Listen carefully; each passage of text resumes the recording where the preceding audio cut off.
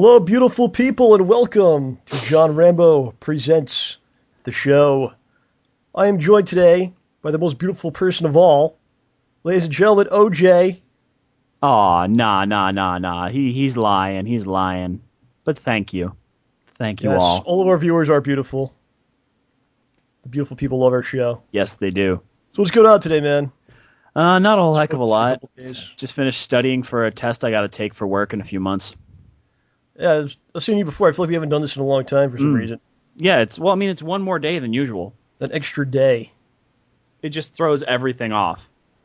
So, I just got an interesting call a couple of hours ago from the eye doctor. For people that don't know, I wear contacts and I have glasses and stuff like that because I was born with great gifts, stigmatisms and such. So, I wear contacts and glasses, so I got a call from the eye doctor, and they're like, by the way, do your eyes burn when you put your contacts in? So I was like, no, they don't.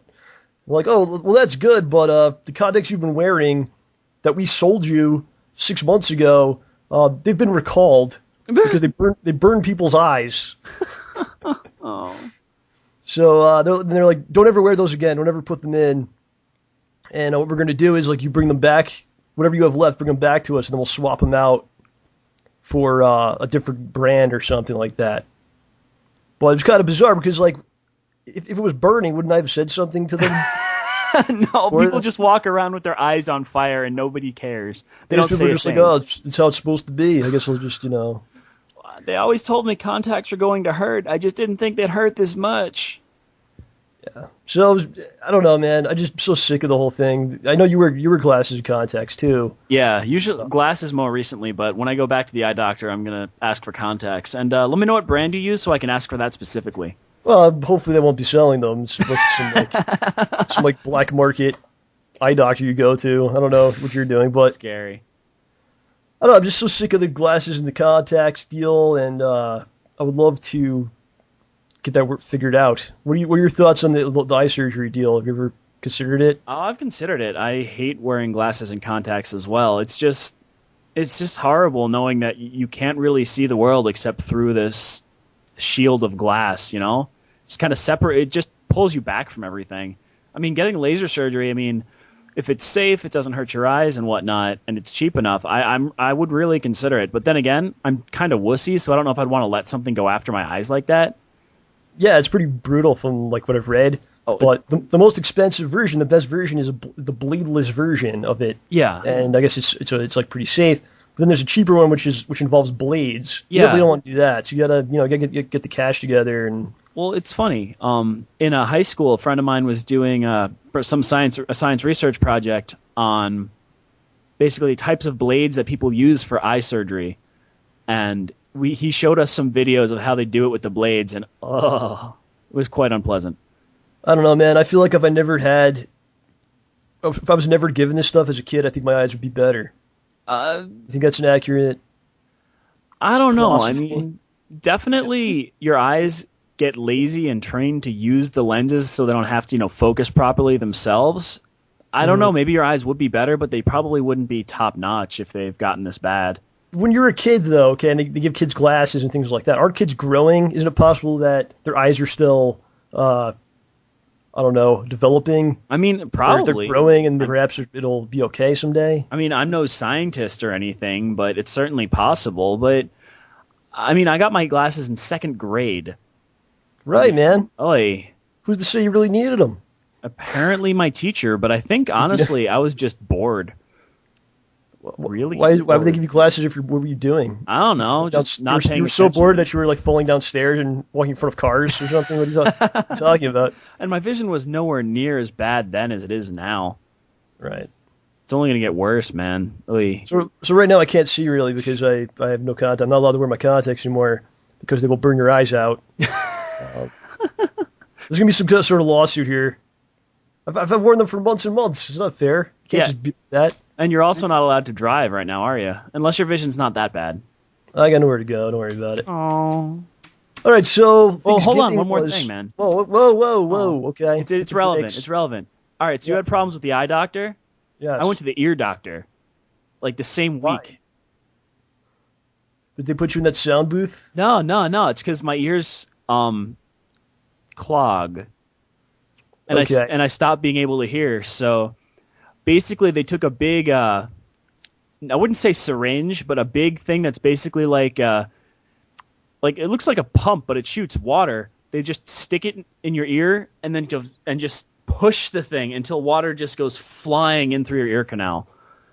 They kind of like just push the wax out? Yeah, it's insane. And honestly, it's like after it was done, I was just walking around like in a daze because like I could hear everything. I could hear like my clothing rustling.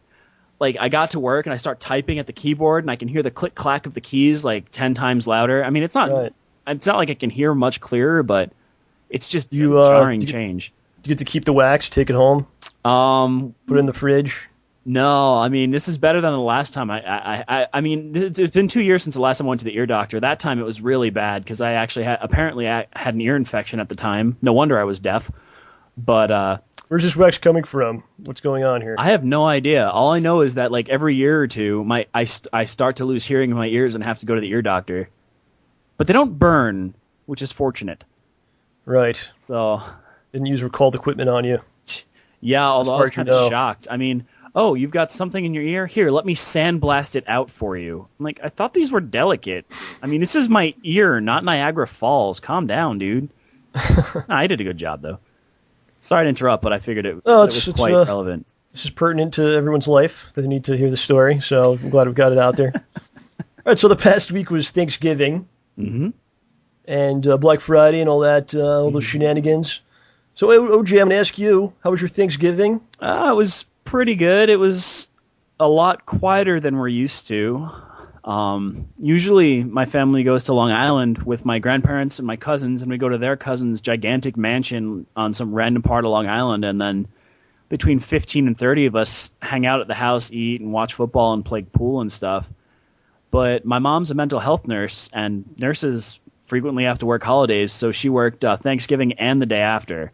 So we didn't go anywhere. Right. Yeah, so my mom was at work she was supposed to be at work from like 7 to 4 or 5. She was at work till she got home about 8:15. It was pretty bad in that regard. What time did you go over to your parents' house? I went over about 10, 11 a.m. on Thursday. Okay. I didn't see you. For people that don't know, your parents live near close to me. Yeah, that doesn't mean I didn't see you. Yeah, what is this? I talked to you the other day. You told me that you saw me or something, and you were hiding in the bushes, and you didn't say anything. No. It was Thanksgiving, and I ate a ton of food, and I didn't want to go to bed without having like moved around at all. Because I mean, my dad and I went shopping and cooked, but it's not that much activity. So I was a little restless. So I figured, all right, what the hey? I'm going for a walk around the neighborhood, which is about a 1.2 mile walk. And stalk me. No, I wasn't stalking. Yeah, you were, man. All right, continue. No. Well, first of all, my parents didn't want me to go. They were scared I was going to get hit by a car or something. They made me take a flashlight. Yeah, your parents don't want you stalking people. It's illegal. I wasn't stalking anybody. It was funny, though. I was walking by, and someone who I think was in my grade, I wasn't sure if it was her house or not, was pulling into the driveway. And they went, oh, hi, happy Thanksgiving. They couldn't see who I was, and I couldn't see who they were. But I'm like, happy Thanksgiving, just going for a stroll. It's like 11 p.m. at this point, like 10:30. Yeah. So I go around the neighborhood, and I reach your house, and I see your garage door opening, maybe 200, maybe like 5 houses down, maybe 6. I see the garage door opening, and I see a car pulling out of your driveway. I mean, if I ran, I could have been like, John! But I didn't want to be creepy, so I just kept walking. Like you've never done that before. What, shouted at you in the middle of the night from your street? Yes. I don't have done that. I don't know what you're doing out there. I will call the police on you. Don't worry. Do not stalk me ever again. We already had a brief talk about this before we got on the air, so I don't have to do it again. I don't have to do it in front of everyone. Well, We've already been served the papers and everything. Well, one more thing about Thanksgiving. Yes. Before I ask you how yours was, because I'm curious. I didn't think you were going to ask. Oh, no, of course I'm going to. Okay, thank you. I just wanted to get through this. So my parents and I, now my mom was working, and my mom's the cook in the family. My dad and I were moderately capable, but we also don't like going crazy. So there's 3 of us. We did not feel like cooking an entire turkey. So I brought some of my Japanese curry, and my dad and I made curry chicken for Thanksgiving. Yeah, it was pretty funny. And I brought chose cupcakes. Not to share any of that with me. Well, actually, it was funny. We only had enough leftovers. I ate the rest. My dad and I ate the rest of the curry the following day for dinner. Cool. While we watched Planet Hulk. You watched the Planet Hulk movie? I thought that was a comic book. It was both. That's what you watch on Thanksgiving? The day after. Yeah, you know. All right, everybody, gather around the TV. We're going to watch some Planet Hulk tonight. Well, there's a lot of turkey legs. You can draw a lot of parallels between the story of the Pilgrims and the story of Planet Hulk. Yes. Now, Hulk was... It's actually the same exact story. Yeah, well, the Pilgrims left due to persecution, and Hulk left because you could say he was persecuted by, the Avengers and the Illuminati and whatever, and they launched him in a spaceship. And he's persecuted by the white people. Basically. He's green. Yeah, pretty much. So they were both based on his race. Yeah, and they landed in a new world to them. So did Hulk. And they had many trials and tribulations. They had to struggle. And Hulk founded a new country. And, well, the Pilgrims didn't found America. Then he decides to come back and kill all of the humans, which is exactly like the Pilgrim story. They haven't done it yet. You're supposed to wait till the time to reveal that information. Right. But so... let's get going here. How was yours, man? This game was fun. I did what I always said I was going to do. I was going to my grandparents' house. I do that every year for the past 100 years, whatever it's been. But I actually created a pie that I announced last week. It's the first time I ever created a pie. Or baked a pie. I don't know how you say it. Shoe-fly pie, John. So I went to the store and I got all the stuff. And I don't know why I decided to make this pie. I think it's because we were talking about it for some reason. I don't know why. On the show, so I was like, I'm going to make it. And I made 2 of them. And I think it came out pretty good. But I don't really know what the pie's supposed to taste like in the first place. I haven't had it in so long. So I think it was good, but I don't really know what it's supposed to be. And I gave one to my grandparents. First of all, I went to my grandparents' house with the pie. They're extremely surprised that I had done this. I think some people were afraid. Don't look so shocked. Some sort of a trick, maybe. But they really were grateful for it, and they liked it, and they kept it too, which was nice. And I kept another pie for myself. Is there any left? What, you want the pie, dude? It's over a week old. You can't have it now. I'm just asking if there's any left. It was taken care of. Don't worry. Oh. But I think it came out good. I mean, I don't really know much about it, and no one in my family really ever had it before. Because it is like a real southern cuisine, you know. But it's good. It's mostly molasses, very sweet. It's a good So that was the pie store. You had some food, turkey, the whole 9 yards. And did what you're supposed to do on Thanksgiving. You sit in front of the TV. And I watched a couple movies. I watched Ghostbusters. Ah, good choice. These are all movies that I have on DVD. But for some reason, you'll just watch them on TV on Thanksgiving for, I don't know why. It's just sort of magic. Like, you'll refuse to take the DVD out and watch it. But since it's on the TV, like, it's on this channel. I'll just sit here and watch an edited version. I saw one other movie, and I put this quote up on Twitter, and a lot of people really enjoyed it. So I'm going to say the quote to you. Maybe you could figure out what the movie is. Oh, no. So the quote is, "You stole fizzy lifting drinks. You get nothing." Oh, I know this one. What was it from? Gene Wilder, the man himself, Charlie in the Chocolate Factory. Very well done. You win nothing and you get nothing. Hey, I met Gene Wilder, man. That's no. Did you really? What was that about? Dude, he practically lives in Stamford. Oh yeah. Yeah, every year he does a series called. I think he does it every year. He did it last year and the year before, called Wilder's Picks, where he shows off movies he thinks people maybe should have seen that they haven't heard of. Are they like newer movies or older? No, they're older, man. They're just movies that he's in. He's like, you should have watched this. No, only I mean, the one I was there, he was in. It was called The Frisco Kid. Yeah. Yeah, but he's not in all of them. I mean, he wasn't in most of them. He just did that one because he really liked it and thought it was a lot of fun. Right. And he got to hug Harrison Ford. So I'll tell you about Black Friday. Black Friday did not go anywhere. Yeah. For most of the day, avoided that whole disaster. And then later at night, probably like 8 p.m., wanted to get out and do some stuff. So went to Staples because they had that deal for the chair for $50. Oh, yeah. How'd that work out? So I go there and I'm like, do you have the chair from the ad? And they're like, yeah, here it is. And I don't think it was the chair. I think they just substituted something else because it was like, it had no arms to it. It was like really small. right? But the one in the ad is like an executive chair, and it has like arms and a backing and like a headrest, and I was like, I don't think that's it, or maybe they just lied in the ad. But in any case, I didn't get it, and I went over to the mall, and I went to my old GameStop, and oh dear, a lot of the it's cool. Like people are always like, you can't when you go to GameStop, what happens? Those people love me at GameStop. Well, people love you everywhere, but no, people love me at GameStop because I speak for them when I made these videos and stuff. So people love me there, and a lot of the guys that I worked with were working, and we had some nice conversations about games and stuff. And that place was trashed. Bad. Games all over the place. And at the mall, Nintendo actually had a special expo going on. Oh. And I put a picture of it on Twitter, actually. Yeah, I think I saw that. Okay. But they had like a setup with the 3DSs and Wii's and all kinds of things. And it was kind of cool. So I went over to it, and I was like walking around. And like the guy was like working there. He's like, hey, do you know what the Wii is? Let me show you what the Wii is. Oh. Show you what the DS does. I'm like, it's okay. I thought we were going to say that you humored him. No, I was just like, it's okay. It was cool. They had Zelda and a bunch of games. And it would be funny if you're like, I actually own both of these. Like, oh, well then. And then he walks over to some kid. Yeah, I think I owned all the games. He was a nice guy, though. He was trying his best. Well, yeah, I remember it was cool that they do that kind of thing.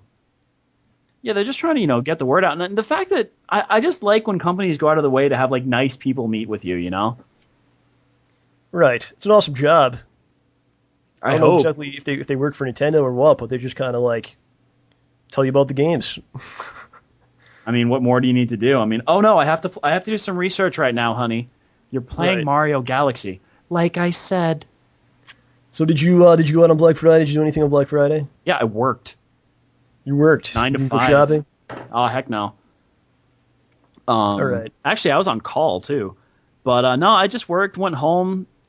I think I painted some Warhammer figures when I got home. That was like the extent of my day. We'll talk about this later. I was going to ask you why don't you make videos of your Warhammer stuff? Oh, we'll get to that later. All right, we'll get to that later. Yeah. But what I have before me right now is there was several acts of violence on Black Friday. Or you could call them acts of stupidity, whichever one you want to throw out there, by this awesome article from Yahoo News.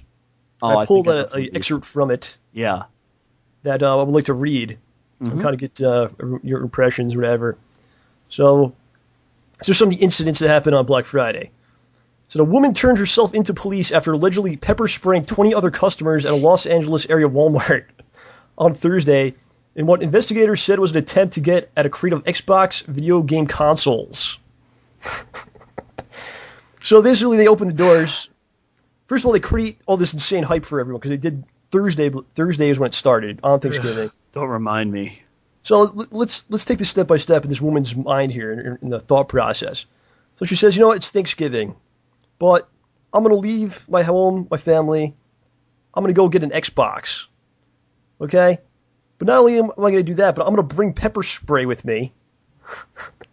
And when they open the doors, I'm going to spray the air. So people start vomiting and falling over. I'll run in and grab an Xbox. Sickens me. An Xbox. How long has that been out? I know. Like, she could have picked one up like on Wednesday night for what? $20. What was it? You know what? I'm wondering, how much does pepper spray cost? I don't know, because we read the deal, and I don't think there was any big deal on it. We read out the deals out loud. Yeah, let's just say hypothetically that. Right, so you have to buy pepper spray. Yeah, let's say that was $20 fair, $10. It's probably like $20. All right, $20, and you're going to save what? $50 on an Xbox. So for $30, you pepper sprayed these people. She pepper sprayed the line so she could slip through to get to the Xboxes. Ugh. If you're going to do anything, use a flashbang. Honestly, these people. Right. Okay, so the next one was a security guard also pepper sprayed customers seeking electronics before the start of a midnight sale who were becoming too unruly. So this is the pepper spray Thanksgiving. Well, it had been going on for a while. So people were so out of control at this line that they had to be pepper sprayed. Like, what were they doing? Chanting Kumbaya or something. Oh, maybe they were just practicing civil disobedience or something, because that seems to be another thing that gets people pepper sprayed. Well, I don't know what was going on there, but pepper spray. It's a pepper spray Thanksgiving, everyone. Enjoy. You know what my guess People is? got turkey, some people had stuffing, some people got pepper spray. I think my guess is they refused to pick up that can. I don't know what happened. And the next one, in New York, crowds reportedly looted a clothing store in Soho. At a Walmart near Phoenix, a man was bloodied while being subdued by a police officer on suspicion of shoplifting a video game. There was a shooting outside of a store in San Leandro, California. Shots fired at a mall in Fayetteville, North Carolina, and a stabbing outside a store in Sacramento, New York. Come on. Seriously, you guys? I mean, everyone should be happy and fat after all the Thanksgiving food, and they're running around stabbing people, shooting people, and pepper spraying people? Right. Come on, guys. So the difference this year is that instead of a nice sweater, you need to wear a bulletproof vest and goggles, said Betty Thomas, 52, who was shopping Saturday with her sisters and a niece at Crabtree Valley Mall in Raleigh, North Carolina. The wave of violence revived memories of the 2008 Black Friday stampede that killed an employee, a customer, and put a pregnant woman in the hospital at a Walmart on New York's Long Island. Walmart spokesperson Greg Rossiter said that Black Friday 2011 was safe at most of its nearly 4,000 U.S. stores, despite, quote, a few unfortunate incidents, end quote. Yeah, those unfortunate incidents are probably really bad. I still don't like the idea of going to a store that sells guns when you're surrounded by crazy stampeding mobs. Well, this is what they do, man. You can't create hype like this and insanity like this and then expect no one to get hurt, Well, it's funny. I mean, people are just getting. I don't know if you can say that this is what's going on. People are getting manipulated so much, hyped up, excited so much over saving a few dollars. It amazes me. Like, no one can take a step back and realize how crazy it all is just to save maybe $100, $200. But the thing is, that is a lot of money to a lot of people. You have to save them all, OJ.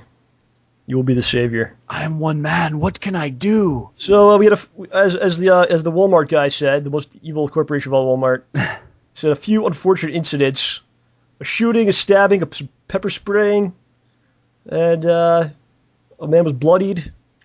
I like that. I like how they wrote that man was bloodied. So he went down below half hit points.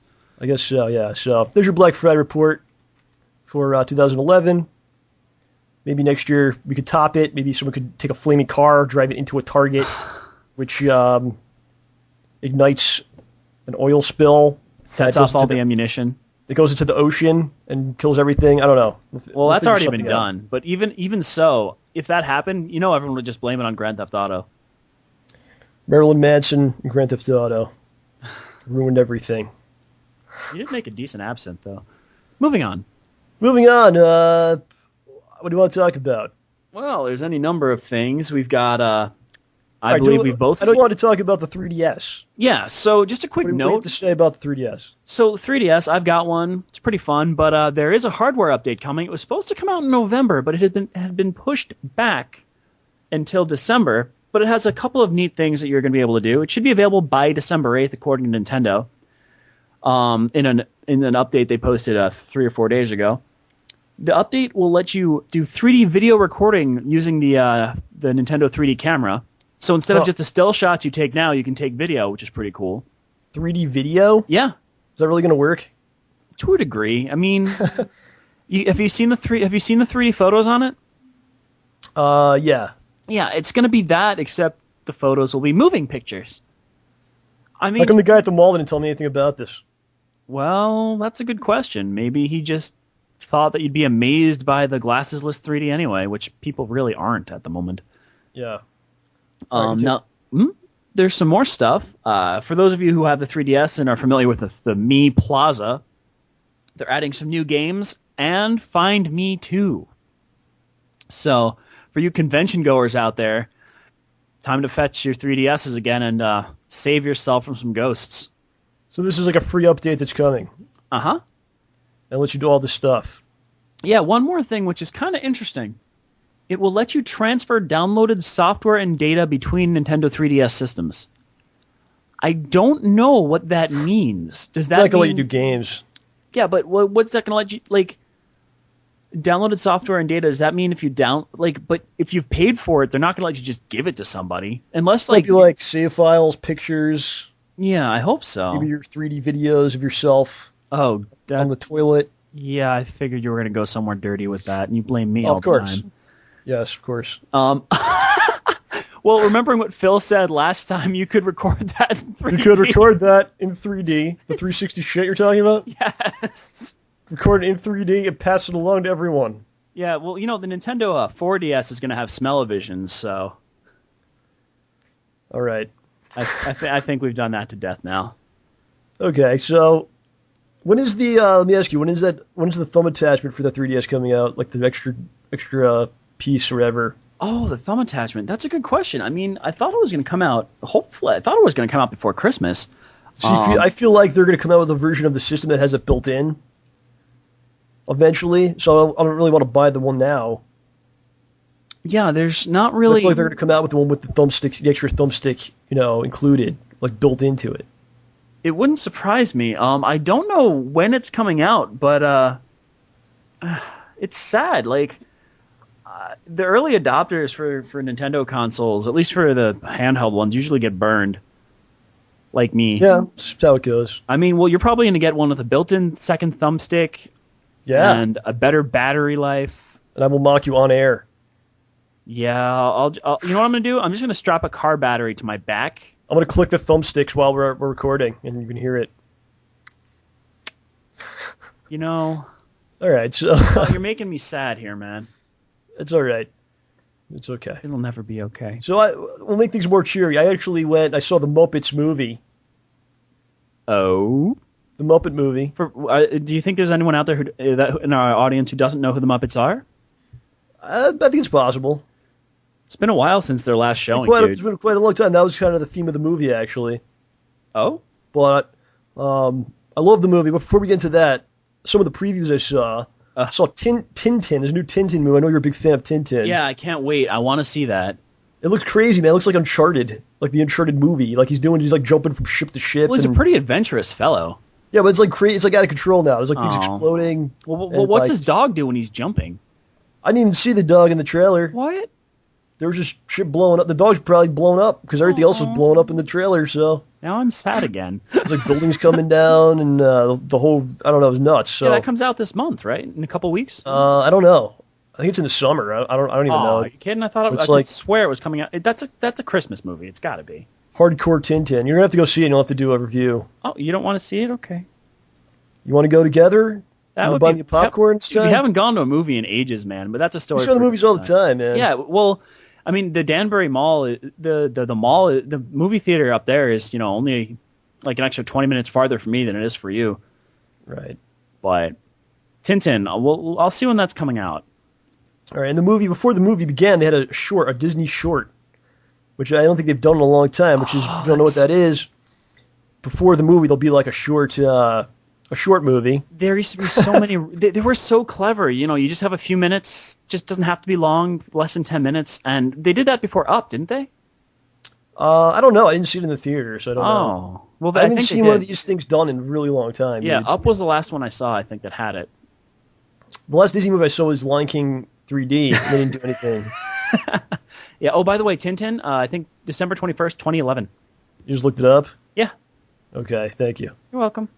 But they had Disney short before the movie, and it was actually Toy Story, a Toy Story short. And it actually had Tim Allen and Tom Hanks as the voices. Nice. And it was pretty funny, actually. It was good. It was fun. I was totally out of nowhere.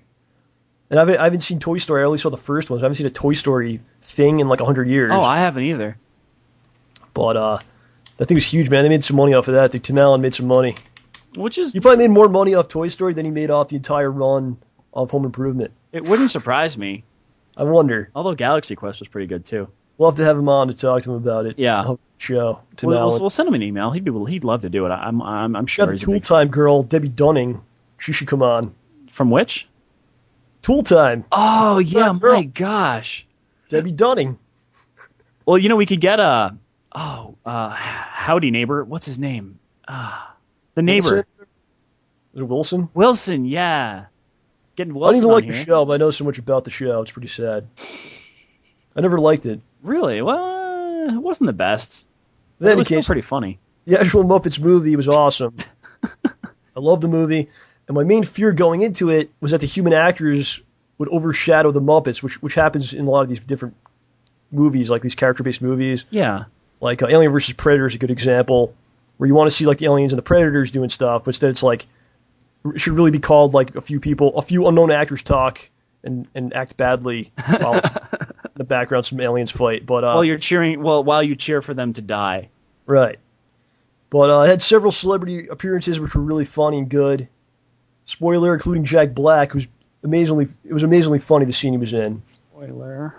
You're not going to go. Oh, F you, dude. I'm so going to go. Why didn't you go? It's been out for like a week. I was I was on call last week, dude. All right, so it had awesome music in the movie.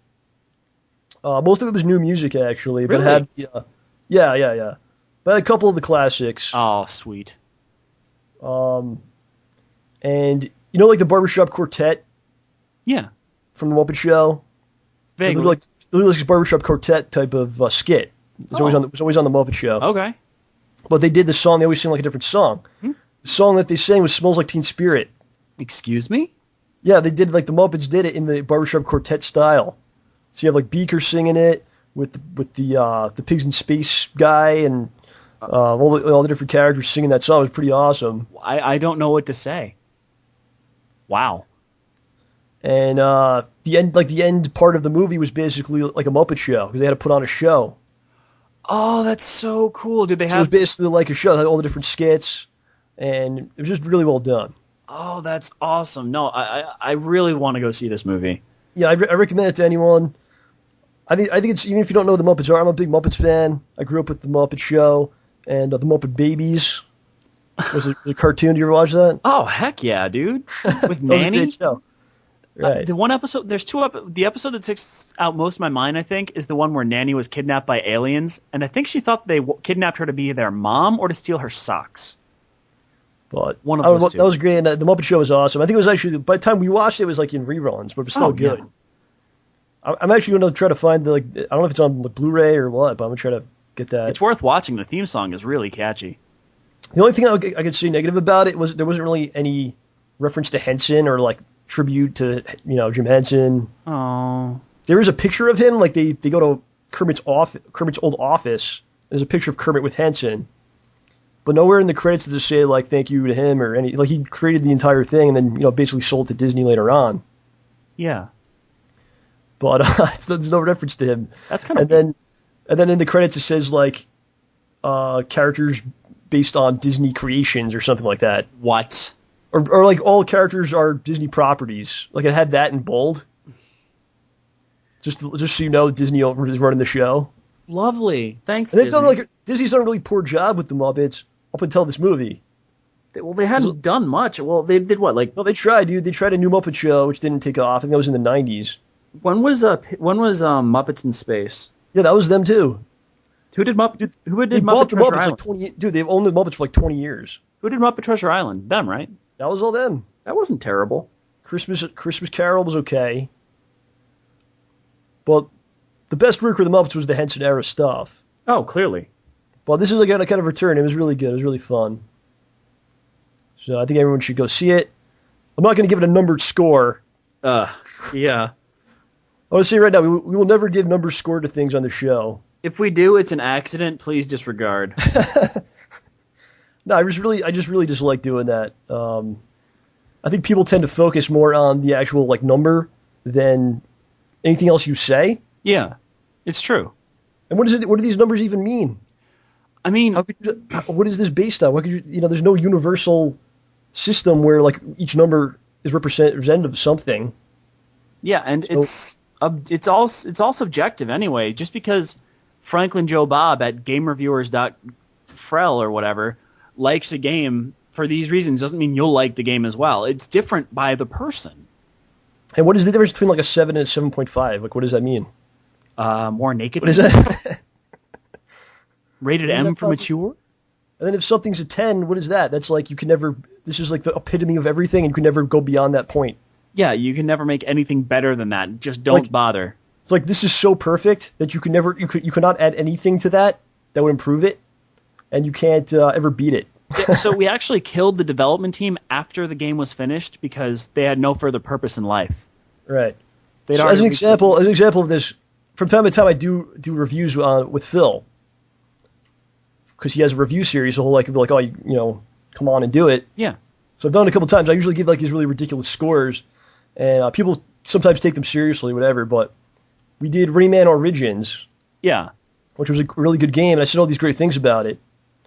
Okay, I did this purposely. I said it's one of the best platformers in years.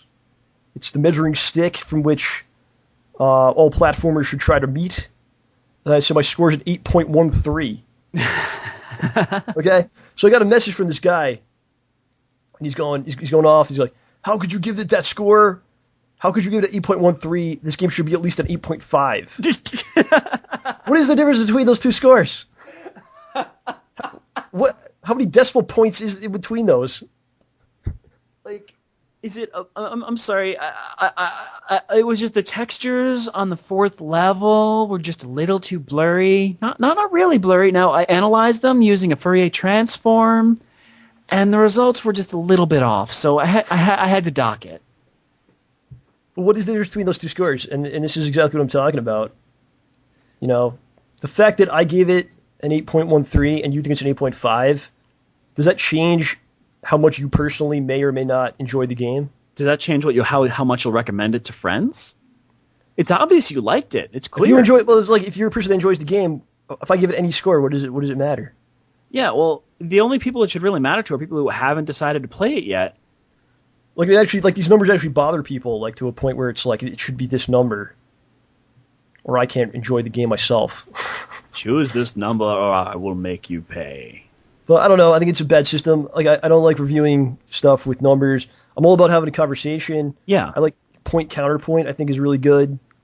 Give two people different opinions and have them go back and forth. Yeah. But the thing that bugs me is, you're going over this stuff, you're thinking about it. I was reading a review of a game, and the guy said, this game's really great. He didn't say a single negative thing about the game. Not one. Everything he said was positive, and he gave it a 7 out of 10. This is the deal, with all these companies, there's corporate shenanigans. I'm just wondering, what, did he not give you enough cookies with the game? I don't understand what your problem is. You said this was great. Your review is glowing. Why did you give it, a 7? Because there's stuff going on. And I hate to be like this, but there's stuff going on behind the scenes, and who knows? There's shenanigans that go on, man. There's payoffs and there's all kinds of weird stuff that goes on, and you shouldn't really ever take a review to heart. You should play the game yourself, and if it's something that's interesting, you try it out, and form your own opinion about it. Well, the time where it gets hilarious, just ridiculous. Don't get mad if something's a 7 or you think it's a 7.3 or 7.4. The guy gives it a 7.1 and things like that. Just play the game and enjoy the game. Yeah, if you already like it. If you already like it, who cares? What more are you going to accomplish by fighting about it? Right. But seriously though, this makes me crack up. When you've got a game that's a 2 and a game that's a 4, what's the difference there? At that point, at a certain point, just really buy it. Right. And I'll be honest, I bought some games that are completely terrible, but I actually played them all the way through. I bought what was it, Capcom versus SNK Card Fighters for the DS or the Advance or whatever. Right. It wasn't a great game, but I'll be honest, I enjoyed it. I like those two. Regardless of what the game is, whether it's a great game, whatever, you'll find someone that hates a great game and you'll find someone that loves a bad game. It's just how it is. Yeah, it wasn't a great game. It was actually glitchy. You could lock it so you could not finish the game if you did it wrong. Or something that you think is bad, someone else might think is great. Yeah. It's just apples and oranges kind of deal. Yeah, well, lemons for me. I love lemons. All right, OJ, what's going on with your channel, man? It's just been about 2 weeks since you created your channel. I wanted you to give us a little update. Your channel is, of course, youtube.com/freshojsomepulp. Is that correct? Yes, it is. So what's going on your channel? Tell us. All right, well, I posted my first video about 2 weeks ago. Just a little, hi, guys. I'm going to be posting videos here, okay? Thanks. Bye-bye. Just posted a little, hi video. And then I decided I'd start off by doing a little kind of review / one-person discussion series about stuff probably older than what people really care about called Past Expiration. Did one review just of an anime I had seen, and which is High School of the Dead, which is actually fairly recent, but it was the most recent one I'd seen, so whatever. And then one day I was sitting around the house and I was cleaning a little bit, and I noticed I had a fortune cookie. And, I figured, you know what, let's do another video. So I did another video. And I'm looking to do some more stuff, probably a few more reviews. But I don't know, I've been posting stuff. My most recent video that I posted, people got mad because I accidentally didn't enable comments when I posted it. How did that happen? I think the default for YouTube for me is to disable comments unless I enable them. Yeah, so I had to go back and enable comments after people messaged me on Twitter and on YouTube saying, no, why you disable comments? No, I'm sorry, it was an accident. Yeah, check that out. Yeah, I got to fix that because it's... The best thing about your channel, I've been looking at your channel, I actually got first comments on one of your videos. I never was able to do this before. I had the first comment on a YouTube video, OJ's video. Yeah, and then you got like 5 people reacting to you. Yes.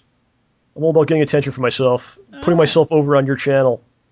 But my favorite thing about your channel is if you look in the side column, all the related videos. The most bizarre assortment of things I've ever seen on a YouTube channel. Most of it's O.J. Simpson related stuff. Yeah. And then it's like anime. And never a combination of the two, thankfully. So, I don't know, you were able to pull off the combination of O.J. Simpson and anime at the same time. I don't think it's ever been done. Yeah, I mean, the suggested videos are pretty hilarious. I mean, every now and... It's weird. Sometimes I watch and it's all anime.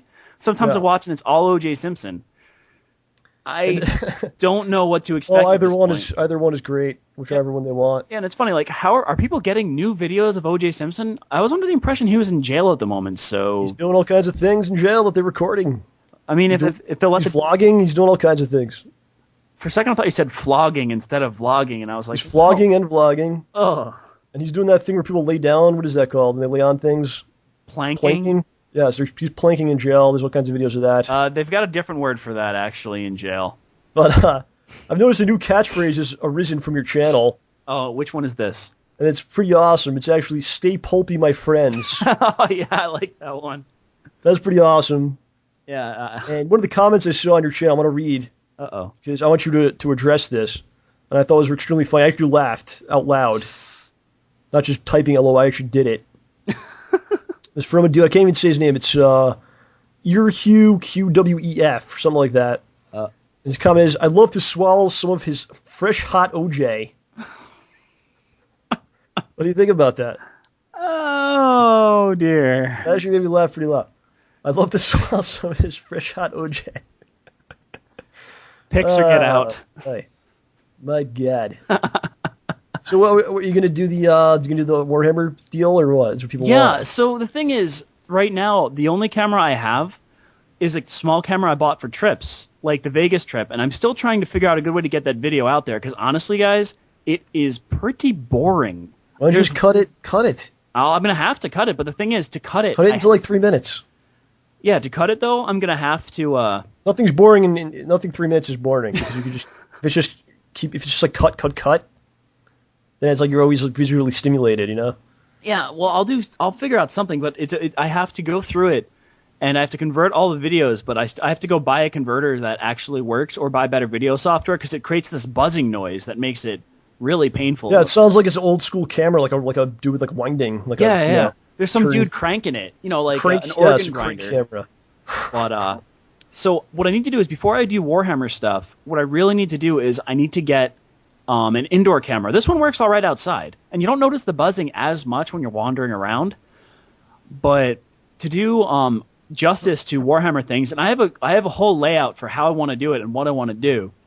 I'm going to need to get a camera that can record indoors, because if you'll note in the unboxing video I did, it still looked pretty dark. I had a lamp behind the camera about 2 feet away, shining on a white surface in a room with a giant light on top, and that's how dim it was.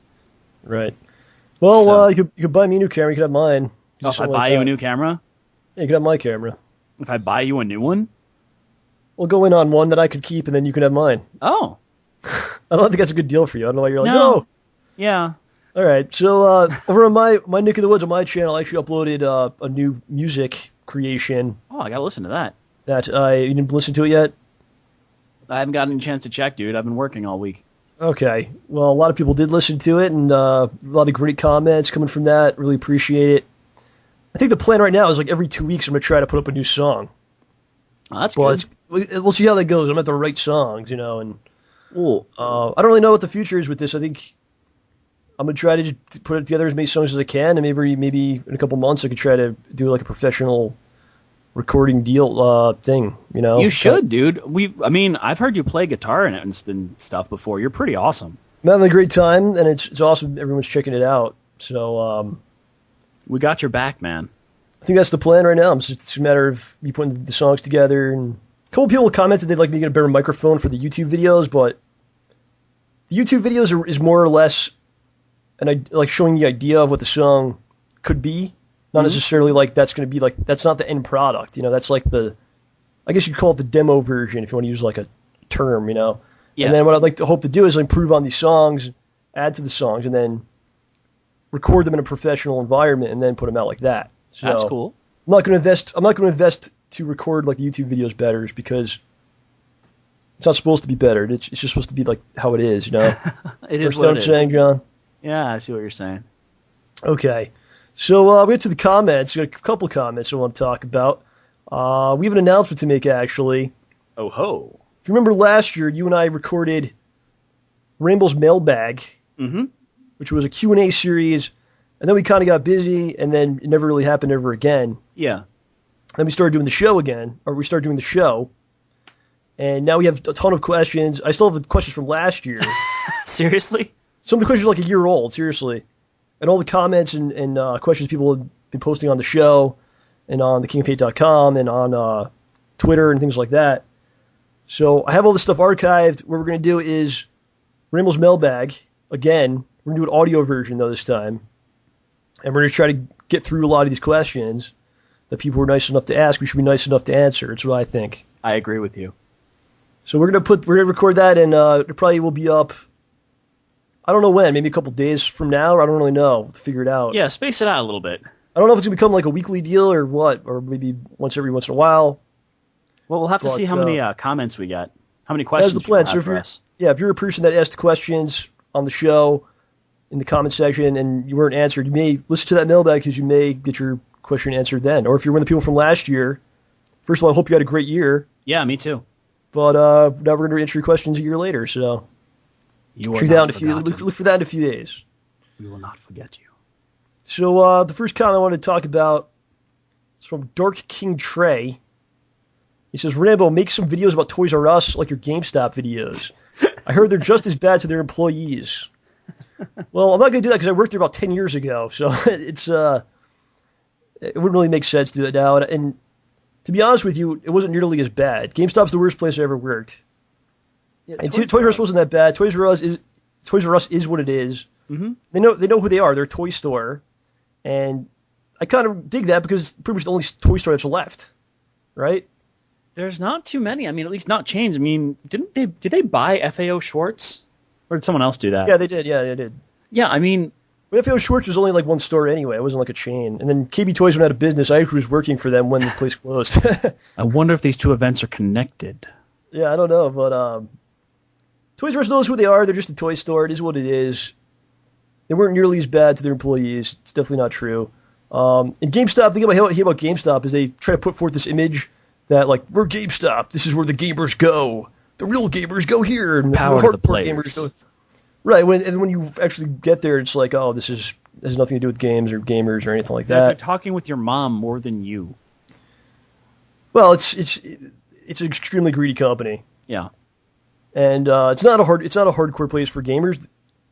Toys R Us is more hardcore for gamers because there's actually deals on new games there that are better. If you check their weekly ads, their deals are better than GameStop's deals every week. But like a buy two get one free at Toys R Us is on new unopened product, as opposed to used stuff that they extorted from some child who needed a new game. Yeah, I mean, GameStop will basically steal your money, and they think of schemes to do this. And Toys R Us did stupid stuff. It was more out of just being naive and not knowing what they're doing as far as the games go. For instance, there was a situation when I was working there. I think Majora's Mask had come out. What year was that? Majora's Mask? Dude, you'd have to have been working at Toys R Us for a long time for N64 stuff. Although PS1 stuff was there. I think it was like the end of the N64 when I first started working there. Okay.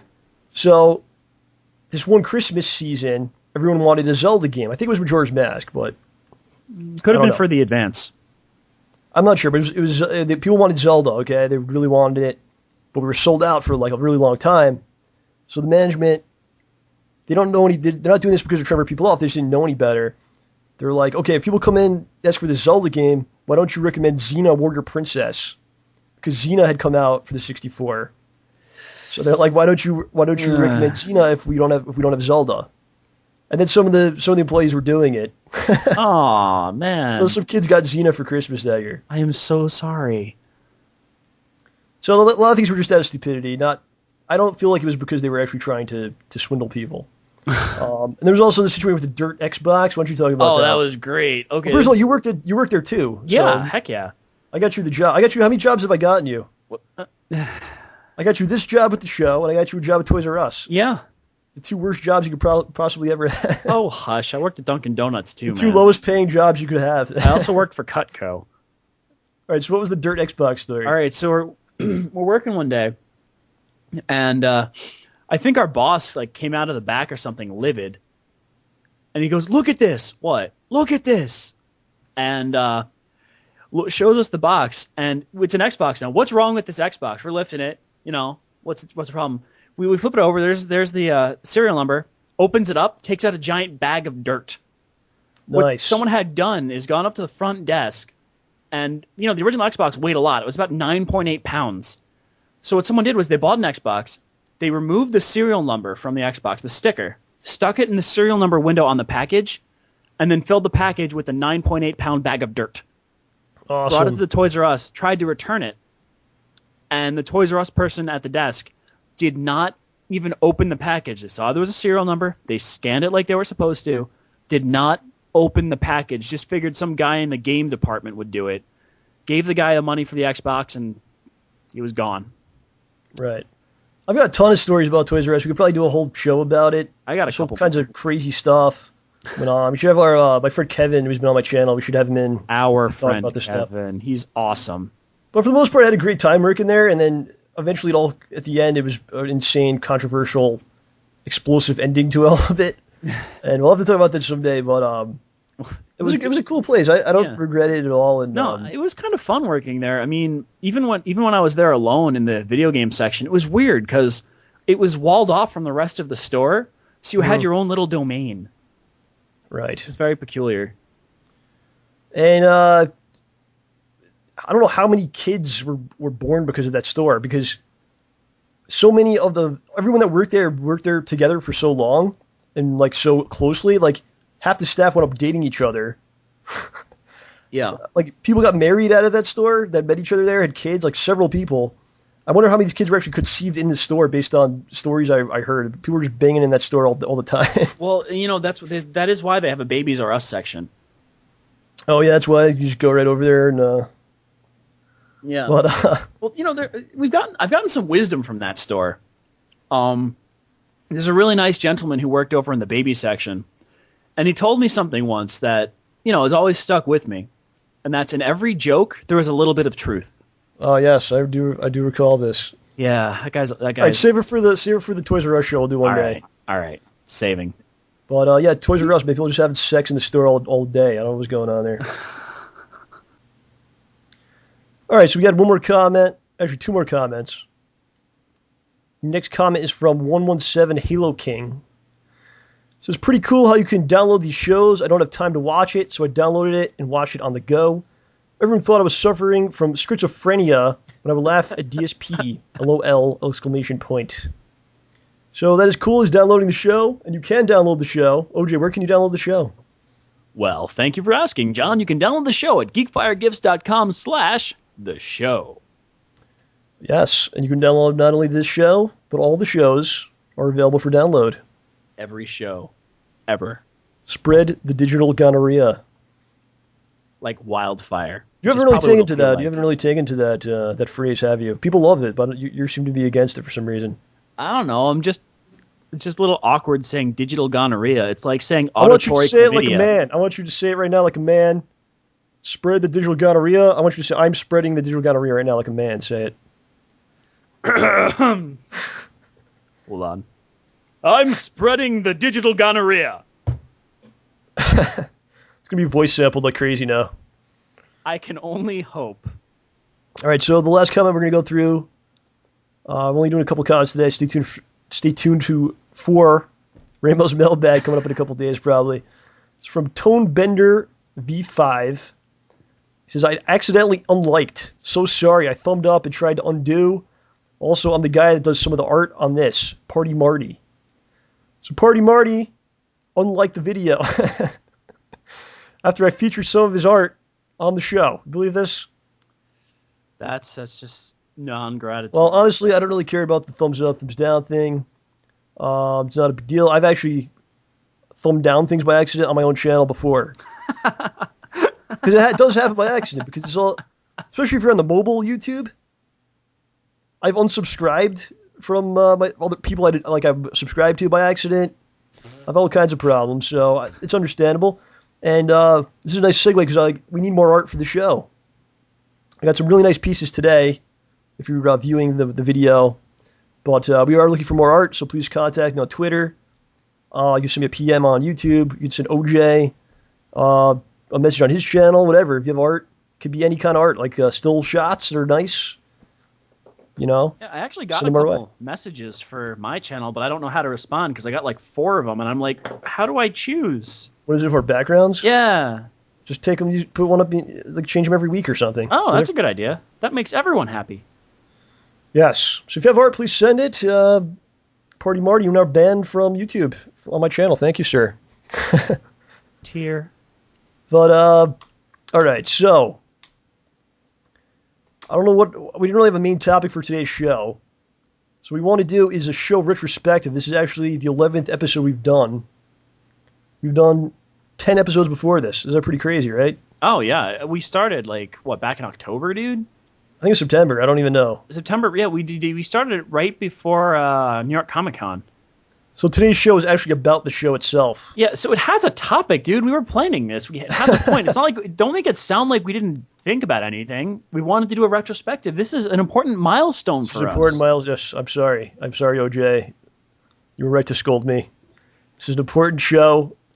Every sitcom, every series eventually has a flashback episode, which is basically like a cheap cash-in. Instead of writing a new episode, they basically show old footage. You've seen, Saved by the Bell did this, Clerks, Full House, all the classics, all the great shows have done this. So I think we should start kind of like the beginning. Like I don't want to get too much detail about this because I think there's another time and place for that. But I want to try to hit like the main storyline elements and things that happen on my run personally on YouTube, and then we'll get to yours as well. Go for it. Okay. So I want to take you all back now to June of 2008, Chicago, Illinois. Dusk. So I was at a Street Fighter tournament in Chicago, Illinois with DSP, like we've basically had been doing for the previous 2 years or so, traveling all over the place for Street Fighter. And we were at Midwest Championships 2008, and we're sitting in the hotel room, I think, before the tournament, and I was on the phone, okay? And Phil pulls out this camera and puts it in front of me like he's taking pictures of me. So I'm thinking, it's a still shot camera. So I'm doing all these goofy poses and stuff. But it eventually turns out he's actually video recording. Okay? Lovely. And I think this footage actually became the first video that he uploaded. You're number one, man. He's sitting in a chair doing goofy posing. And you can actually look this up on YouTube. It's still there. I found it the other day. It's called Midwest Moment on the Dark Side Phil channel. So that was kind of like the point where it all began from there. This mess that we have today. So after that tournament, we went home. And we both kind of took a big hiatus from Street Fighter. We weren't really hanging out much. I was insanely busy that whole summer in 2008. I was working 2 jobs, okay? One of them being an ice cream man. Oh, I remember those days. Which was an insane job. And I could also have a whole show about that one day. I never almost got arrested so much in my life as an ice cream man. And 10-hour days, and we'll talk about that another time. But while I'm doing all this, I'm working 2 jobs and doing all this stuff. Phil is doing his thing, and he's starting to build up this channel, okay? Well, all throughout that fall season, which was like the fall game season. I don't really remember what came out. I think Call of Duty came out, some other stuff, and his channel started to grow and grow. And I was slowly growing, and I'm like, what's going on over here? You know, like, this is pretty cool. And I didn't get back onto his channel until like early 2009 when Super Turbo HD Remix came out. And wow. we did videos on that, yeah. But it was basically me at my home, and he was at his house, and we were playing online. And then he put those videos out. And I wasn't on the channel. We just did HD Remix, a couple videos. And then then he's building his channel. And then we went back to Midwest Championships in Chicago in June of 2009. And I think I was back on the camera. And, just little bits and pieces of me appearing during this time period. And I think in that summer of 2009, I was in a few videos. We did Marvel Ultimate Alliance 2, and I think Turtles in Time. We did like a bunch of people. And I was like one of the people involved. But I didn't really make a big impact. And he's still like, I've seen his channel grow from 0 to where it is now. It's pretty crazy. And the moment where I really like left my stamp on YouTube and stuff, we did Resident Evil DLC. I think it was called Lost in Nightmares. This was like about 2 years ago. Yeah. I think it was like exactly 2 years ago. And this thing was huge. And I actually checked it out the other day. It has over 1 million views on it. Over 1 million. It's pretty insane. And people really loved it. They loved my work in it and like what I brought to the table. So Phil was like, you should probably be in more videos if you like this, you want to do it with me. You're more than welcome to be in more videos. So this began the crazy run of games. We did 1 million games. I can't remember actually half of the games we did, but I was pretty much on his channel every, a lot more, probably a couple times a month, I would think. And every time I was in one of the videos, people were like, "Does John have a channel? Make a channel. Where's your channel?" Constantly telling me to make a channel throughout all this time, but I didn't really want to. I was already playing games on his channel, and I never had aspirations to be like a YouTube guy or like be known on YouTube or anything like that. Also, I didn't know what I was going to do on my channel or what I would do on it. I didn't want to make one just for the sake of it, Yeah. And it kind of started like this. I have like a strange relationship with a lot of the viewers because there's like this pattern where they ask me to do something. For instance, they want to make a channel, or when I eventually did, it was like play new games. We want to see you play new games, or whatever it was. And I kind of like always go in a different direction than they want me to. But in the end, it seems like they enjoy where I took them. Well, I hope that you enjoy where you took them. Well, of course, I wouldn't be doing it if I didn't. But yeah, it's kind of a strange relationship. But I think people now are kind of like, all right, just do your thing, and we'll be there for you, which is awesome. That's all I ask, But so I didn't want to make a channel. I didn't make a channel. And then eventually in July of 2010, so this is a good amount of time where I didn't make my own channel. July 2010, I won the Tougeki Super Battle Opera qualifiers in Nashville. Yeah. For Street Fighter. So I won this tournament, so that means I'm going to Japan to represent the USA in Super Street Fighter 2 Turbo, okay? And I was like, this is the point where I was seriously considering doing it, because I know I had a purpose, My channel would be the Japan videos. Yeah. So I was seriously considering doing it when I got home. I still didn't do it, though. And what started to happen, there was a wave of imposters began making channels and claiming to be me. And I think one guy got like 1,000 subscribers off of it.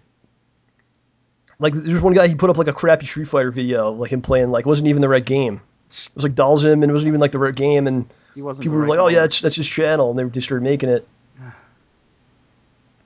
And I had made a Twitter account, I think, first, and that had like a big reaction. Like people were really I had a lot of followers, so I was like, "All right, I know if I do a YouTube channel, people want it. It's going to be successful." I got all these imposters, but I was still kind of on the fence about it. But then Phil was like, he's like, look, you're going to Japan.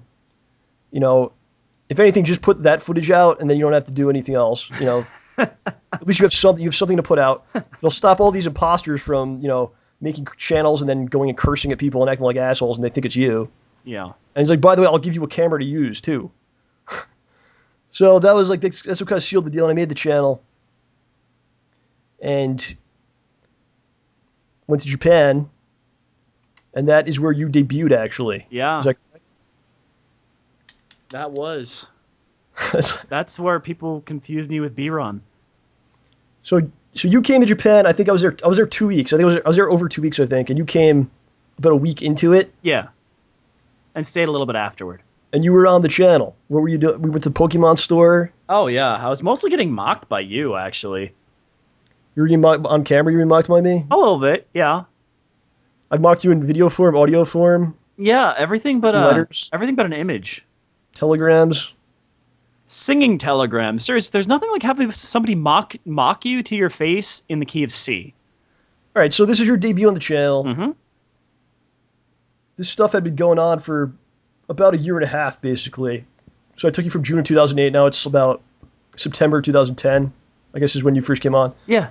So what did you think? What did you know about what was going on with me and YouTube, and what did you think about it? I mean, I hadn't really seen any of Darkside Phil's videos or anything, so I didn't know quite what was going on. And you told me that you were going to be recording, some of your trip and stuff. And before I left, I started watching some of your videos. Like you recorded a few videos before you left, I think, just walking around the neighborhood and going down to the lake. Yeah, I had like one intro video where I just kind of tell like before I left. Yeah. I mean, so you didn't really think much of it. You were just like, oh, I didn't know what to expect. I mean, I was you didn't like, know much about this. You didn't know much about it. You were just like, oh, he's making some videos. I was like, oh, that's cool. Well, it was mostly, oh, that's pretty cool. He's making videos, and oh, wow, people are watching them a lot. Like, wow, well, I mean, John was awesome, but now other people know. We're watching that fucking guy from our childhood. What the hell is this? Hey. Is that what you thought? Heck no.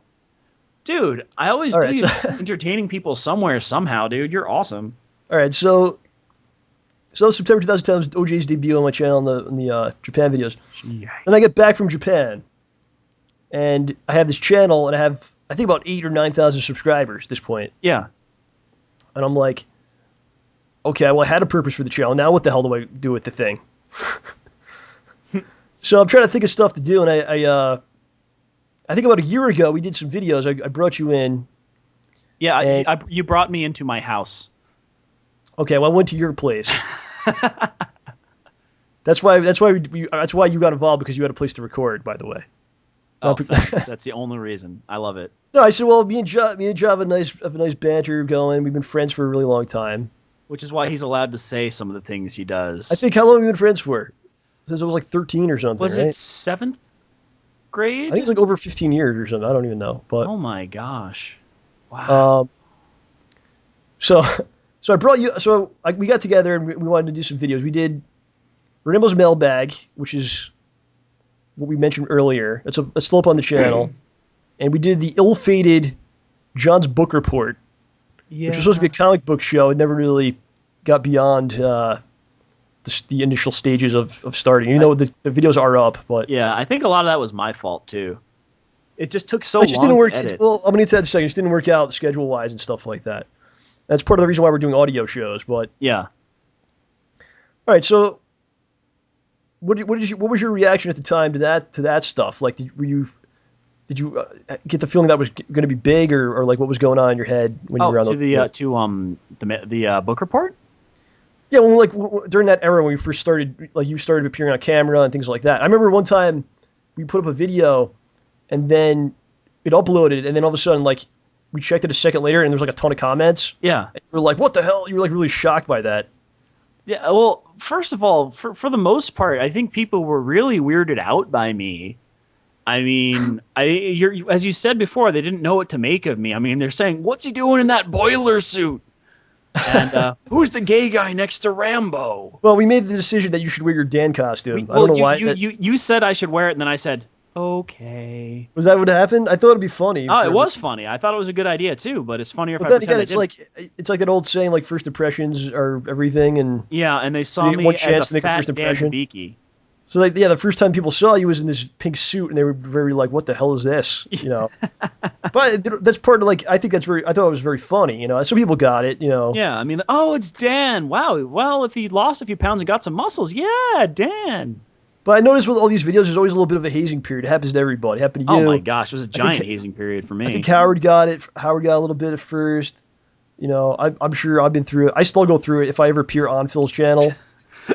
I still like people are like, I never saw John before. I'm like, dude, I was in the first video of 2 years, you know, whatever, it's been 3 years now or whatever. That would be about June 23rd, 2008. What? I looked up Midwest Moment. Yeah. Oh, okay. When you're on the cell phone, giving thumbs up. Yeah, so that was ups. a long time. I mean, whatever. But it's a long time.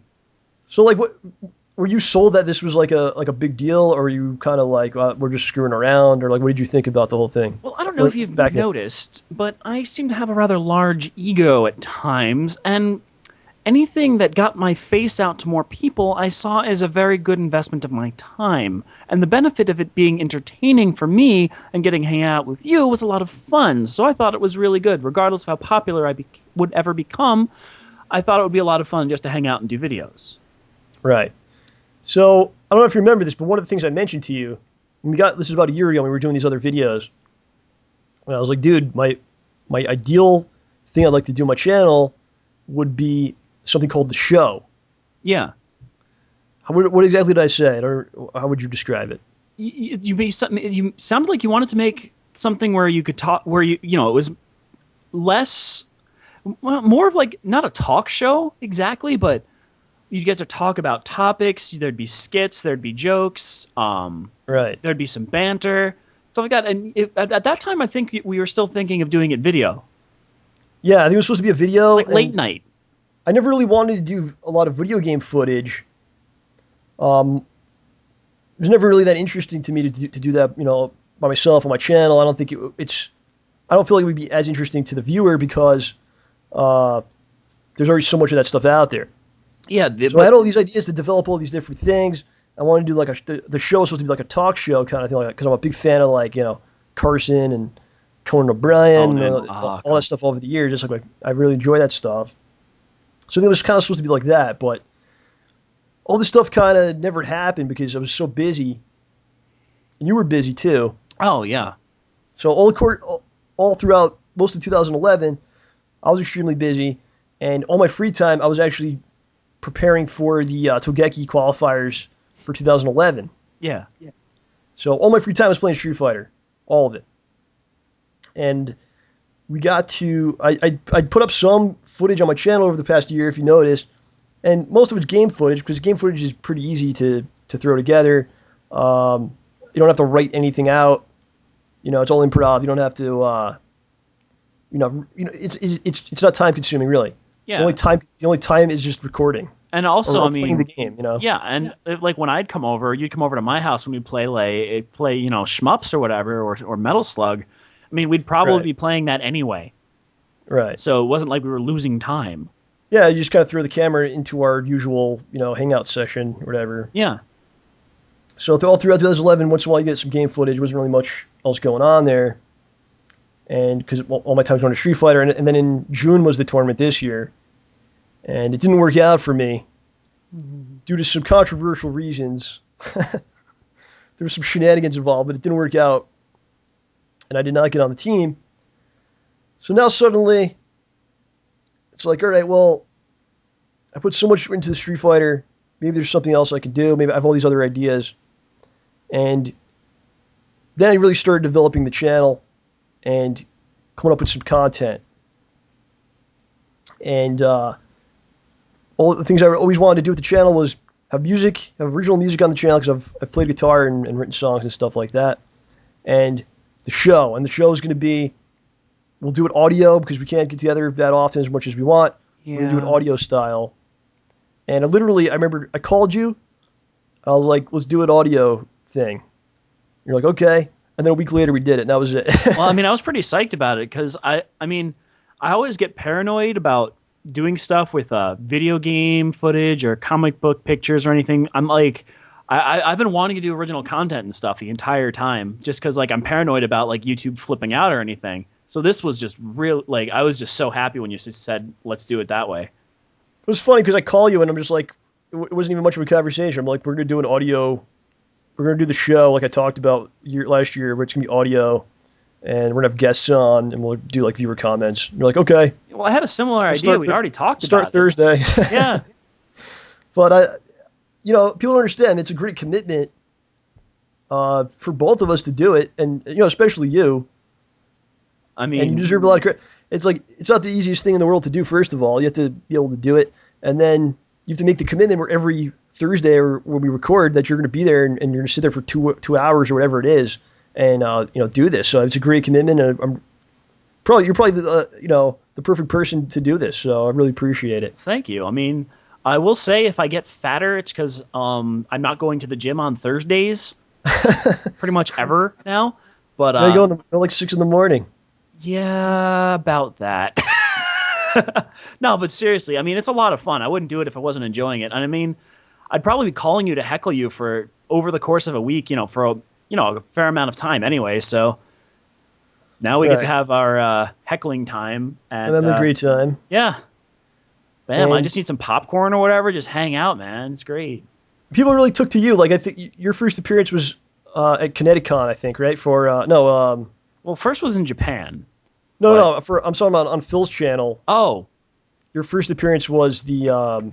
Too Many Games. Too Many Games, and then ConnectiCon.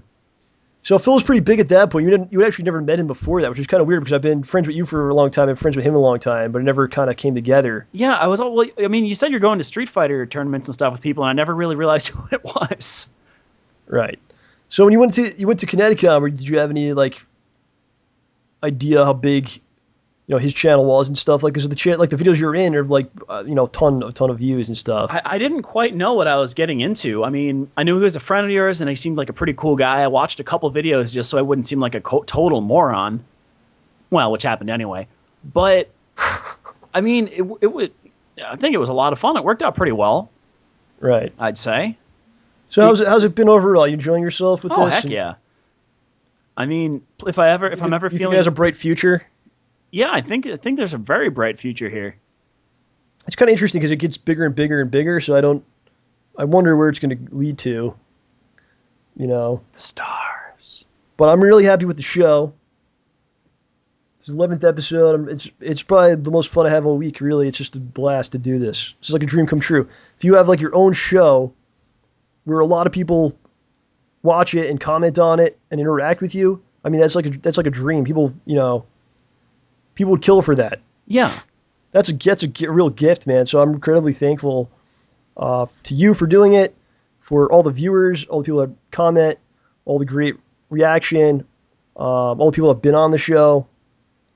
It's just awesome. So well, I want to thank you too, because I would never have managed to do anything remotely like this if it weren't for you. And I mean, come on, you're always pushing me to do a good job here and get stuff done and do good stuff. So, and I want to thank you because you really put all of this stuff together. You've done a lot of work for this. You found a lot of all the guests, I think, and you've found some topics to talk about. You've harvested comments. I mean, you've really put a lot into this, and I think I can speak for myself and all of the audience when I say thank you very much because you make this what it is. Well, I will say this. You and I have been talking about things behind the scenes. I think, don't thank me for what we've done. Just look forward to what we got coming because the best stuff is coming out soon. Oh, yeah. We got a lot of good ideas coming up, and it doesn't stop here, man. We're not going to settle for mediocrity. We're going for the gold. Okay. Reach for the stars. Right. I think that's what it's got to be. We got to keep pushing ourselves and challenging ourselves to get better with stuff and try different things. I mean, the way I look at all this YouTube stuff is like I'm learning how to do something in a lot of ways. Yeah. Like I'm learning how to do all this stuff. You're learning on the job, man. Learning on the job, yes. That's what I did for my first All right, job. so what I want to do before we get out of here, I'm going to kind of look back at the last 10 shows and maybe give our thoughts or maybe I don't know if we can, but a brief description on what each one was about, and then maybe our thoughts on them or something. Well, you were kind enough to type them up, too. What did I type up? You typed them all up. Brief descriptions on... Descriptions? On the site, geekfiregifts.com. All right, so why don't you take us through? Go start with the first episode. We'll kind of just talk about... all right. Show. So episode... Yeah, so sorry to interrupt, but okay. So episode 1... This was us. I mean, we were first figuring this out. We didn't know how long it was going to take. We were kind of anxious, trying to figure out, is this going to be a half hour, an hour and a half? I mean, was that too long? Is that too short? Yeah, it's a big deal with all this stuff, man. Like all these things we do, it's like it never seems like it's going to be long, but then it is. Oh yeah, it just there's just so much content, and time just goes. Yeah, so we weren't quite too sure about that, but we pulled up some stuff to think about, and then after. We started with a couple segments where John would talk about what's been going on over his channel, the videos he's done. I kind of stopped because I figured people are already on the channel, so they could just kind of look through. Yeah, I don't need to talk about it for 15 minutes. But and then we went through the gigantic list that we had of the 2011 holiday season video games that were coming out. Yeah, it was a little overwhelming. Yeah, there were just so many. We were going through. I mean. The fact that they had 2 Hasbro Family Game Night games within a week of each other, on. By the way, I just want to add, I think next week's show is going to be about the games. It's going to be a follow-up to that episode, pretty much it's going to be about the games I did play. I played a couple. Yeah, it's going to be about the games I did play from that list of all the holiday games. I'm going to go through talking about the games I liked and played. So, all that good stuff. Yeah. I'm looking forward to that. I mean, I've only played one of the games on the list. I want to do is go through maybe the next 6 months as well. It'll be a lot shorter, but we'll do titles. This will be like a segment once in a while. We'll go through like a release list. So we did, 11 weeks or whatever, the first 11 weeks, and then we're gonna do another, something like that. So yeah, we'll maybe take the highlights and a couple of the funny ones. Right. So that was pretty much episode 1.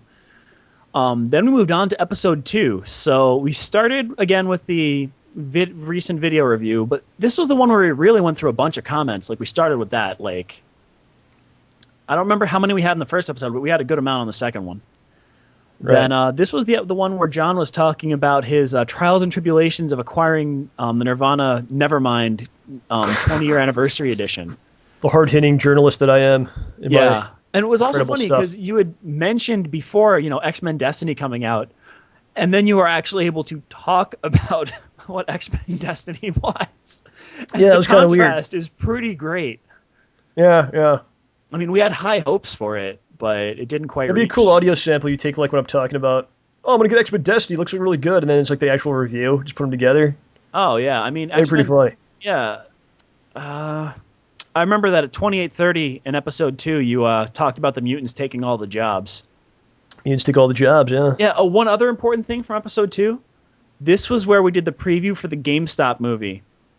And, cool. Yeah.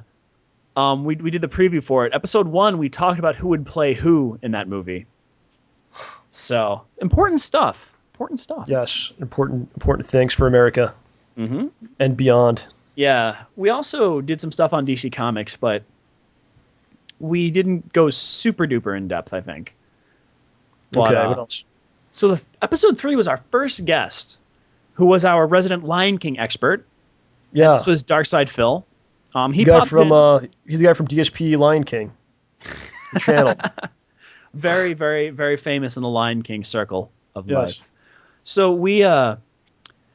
Before Phil came on, we talked over comments again, what we were trying to do, and we talked about John's not doing drugs or drinking or anything like that. We talked about straight edge superstar. Yeah, it was funny. You said I think you said to Phil, "I have you on my show and you never took me to it." The Lion King 3D. Or something like that. There was some joke about not taking. No, that was you, man. That was me. Yeah, you 'cause called you it. saw the play, so I said, "You never took me to the play." Yeah, And yeah. so And you said, and I was kind of upset in my mind because you said, "I have you on my show, and you never took me to the Lion King play," and I'm like, I thought it was our show. John Rambo presents the show, John. Come on. I know. All right, come on. Let's keep going. All right, so episode 4 was when we first actually had... All these shows sound really good, by the way. They're better than the show. All right, keep going. I'm sorry. Should I? I mean, all right. So episode 4 was when we started talking about how you could download the show. This was when we got geekfiregifts.com/the show up and running. Is that the first one that you could download the show? You could download the other ones, but this is where we talked about being able to download the other ones. This is where we made the announcement. This is the first one. That long. Yeah, it took us... Well, you first posted episode 1 onto the website on October 12th. On October 14th, you posted episode 4 and let everyone know, hey, you can go back and download them. So it took us a month to figure out how to upload something to the internet. I still don't have a store on my page, man. You got to work on that. I know. So this is where we also debuted my someone suggested an OJ scented candle. Not a scented candle made by OJ, but a candle scented with the scent of OJ. Yeah, did you make that yet? I mean, I could rub the wax on my armpits, but then it would burn, and that would be bad. Okay, it's good to hear. This is pretty good. We talked about why I like Cyclops, how we met Conan O'Brien, and one of the big things we did was talk about all the things that we thought you'd be able to do at New York Comic Con 2011. Oh yeah, okay. That was pretty big. We there were a lot of really cool events. I was so excited. Yeah, sounded really cool. And then once you got to episode 5, you found out that John was able to go to none of them except for maybe 1 or 2. Yes. We also were able to talk about... I think someone asked us whether we ever played World of Warcraft, or as I call it, Pantscraft. And yes, you created pants. Yeah. Another thing we had to talk about was the weirdest thing we ever ate. Mm-hmm. And of course, the big Marvel versus DC. What brand do we like the most? And yeah, that was interesting. But the aftermath of the New York Comic Con, that was big. I mean, that was just what you and Phil endured, and what I did at the booth. Man, that was a good one. That's a good episode. Right if you want to hear what it's like to, it was my first time really meeting fans who knew who I was without. It's as good as that episode's as good as the episode of Happy Days where Fonzie jumped the shark. Oh, easily. It's just as good as that. Well, I mean, I don't know. That they did have a really good sequence when he was flying over, but. All right. So, then we moved on to episode 6. So let me ask you that though. Let me ask you a question though. So you got to meet fans of yours. What was that like? Did you ever think you'd be doing something like that? No, I did not think that was going to happen. I mean, I thought that people would come around and say, "Oh, hey, people." I mean, there were some people came by looking for you, and I figured everyone would just be looking for you. But then a couple of really nice people asked me to sign their Alice in Wonderland costume and a Servbot head, and there was one other thing the guy had me sign, but I can't remember what it was. I was shocked. I mean, we've already discussed my ego issues, and this was just going off the charts here. I wonder if you're going to become like one of those. I hope you don't become too big. You're going to become one of those celebrities that turns to substances and all kinds of debauchery. No, I'm too much of a wuss to do anything crazy like that. All right, I hope not. I hope you're not the next Charlie Sheen. That'd be upsetting. Ooh, but then I'd be rich. I'm going to put that in the description. OJ becomes Charlie Sheen. I'll put that in the description of the video. Lovely. All right, continue. Where are we on? Episode 6 now? Episode 6. The Halloween edition of the show. We had Grog Deluxe, our second guest. Yeah. Which is pretty nice. We had a very heartfelt discussion between John and myself about what one of us would do if the other was zombified. That was a good conversation. That's Academy Award-winning thing. Yeah. Yeah, we had Grog from youtube.com/Grog Deluxe. He was the second guest we ever had. He's has a horror channel, so he was nice enough to come in and talk about movies and horror games and things like that. Yeah, this was also keeping in mind that we had... Oh, no, that was the next week. But yeah, this was pretty good times right there. Yes. So episode 7 is the one I was thinking about. This is where we have a snowstorm in October. John's house loses power, so he comes with me to my house in Stamford. So this is the only episode that we actually recorded in the same room. Yeah. It's episode 7. Yup. Okay, so yeah, I was sleeping on your couch for about a week at that point, playing Sonic Generations every night. Oh yeah, definitely. And we had a good time. Yeah, we also talked a little bit about the unfortunate cancellation of Halloween, how the kids weren't going to be able to go out, but they were eventually able to go out the next Saturday, right? Then we talked about your Vegas trip, which was coming up. Yeah, which I was terrible at filming. Oh, we also brought up, we watched Mortal Kombat Annihilation, which was pretty terrible. And also, I discussed a movie I saw with some other friends, which was Ron Jeremy's One-Eyed Monster, which is the worst horror film ever. And we've talked about it on 2 different shows now, which is awesome. Yeah.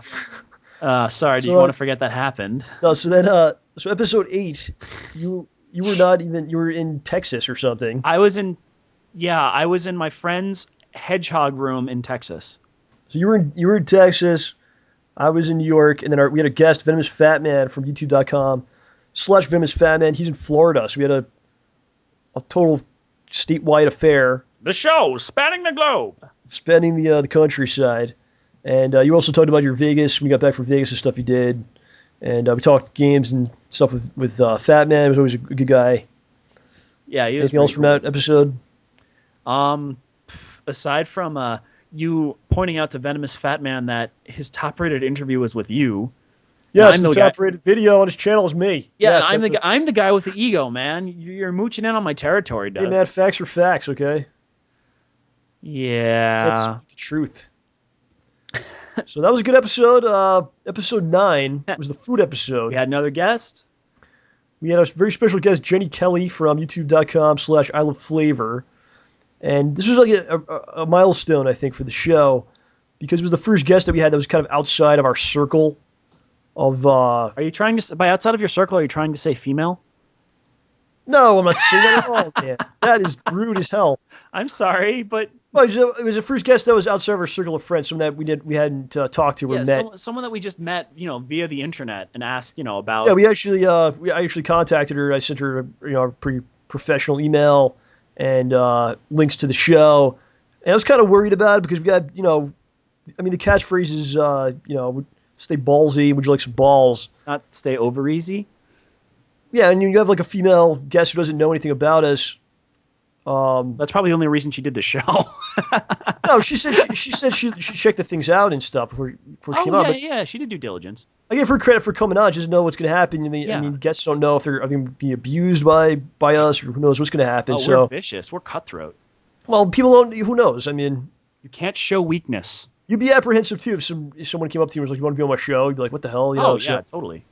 I give her credit for coming on. It was awesome. Yeah, and she was amazing. I mean, she's very good. Yeah, she was really cool. Plus, after the show, I got some tequila advice, which was really good. You guys were talking for a while after the show. I was gone. Yeah, it was awesome. Unfortunately, I haven't been able to find that brand up here, but I will continue the search. I also think it's a really important show because for future guests, I think this will be the one that I show. This will be the episode that I link them to, because it'll show like how we handle the guests in a somewhat courteous, professional manner, I think. Yeah. So that was great. That was a great one. That was one of my favorite ones we've done. Anything else to say about that episode? Turbakin duckin'. Okay, and then episode 10 was last week. I don't have to say too much about it. Go check it out. It was basically the Black Friday Thanksgiving episode. DSP becomes the first 2-time guest on the show. Yeah. I wonder if he's going to become like the Tom Hanks, what Tom Hanks is to SNL. He's been a host like more than anyone, so I think maybe DSP will become that. DSP is the Tom Hanks of the show? It's the Tom Hanks of the show, yes. So that was the 10-episode run of the show. On the 10th day of the show. My favorite thing to come out of the show is all the incredible catchphrases. Oh, those are glorious. I actually have a new catchphrase to debut, but we have free and optional entertainment, shitty games, shitty players, shitty commentary, which can be modified into anything shitty. You could just the triple. The triplet. Would you like some balls?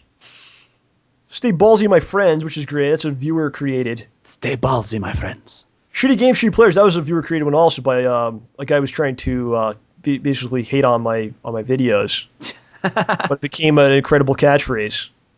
So I appreciate that. I wonder what that dude thinks. I don't know. I would like to know. But Stay Ballsy, My Friends is great. That was created by a listener. Digital Gonorrhea. Spread the digital gonorrhea. I love it. The digital gonorrhea. That came out when I was at your house. The episode at your house. It just came out of my mouth. The digital gonorrhea was spewing out of my mouth. Yeah, that's what I was. Yeah. Oh, do you have a list there? Because there's one I remember. Go ahead. What is it? Another composite one. Keep your balls free and optional, my friends. Well, there's all kinds of hybrids. I'm not getting into the hybrids. Okay, but that was pretty clever. That probably would have been a good segment. I'll do that one day. I'll get all the different hybrid things together. And we will fuse them into the most powerful. Put them all off. It'll be funny. We will fuse them into the most powerful catchphrase ever imagined. You should have suggested that before the show, because that would have been a good segment. Next time. Blew it. But the new catchphrase is by Psycho Jet Black is his name. It's going to be the holiday slogan. He posted this on the last episode in the comments. The new holiday slogan, Merry Ballsmas, my friends. Yeah. Round of applause. So we'll be using that for the next couple weeks up into the holiday. Merry Ballsmas, my friends. And I think we're good for the show. This is a show retrospective. I think it's been a good run. Hopefully we can get another 10 going. Yeah. And I think it's an accomplishment. Personally, it's a great accomplishment for me. I mean, this is one of the best things I ever did. I'm quite proud of this. As you should be, dude. You've really got something great going on here. So I hope everyone's enjoying themselves. I hope you're going to stick around and listen to more in the future. Look for Rambo's mailbag in a couple days. Anything else to add there, OJ, before we get off the air? Just keep spreading it. And when Christmas comes and the holiday season, whatever you're going to celebrate, heck, even New Year's, bring your MP3 player, bring the show, spread. What are we spreading? The digital gonorrhea. Woo! Woo. All right, so we'll leave it with that. Thank you for listening to John Rambo Presents, the best in free and optional entertainment. Goodbye.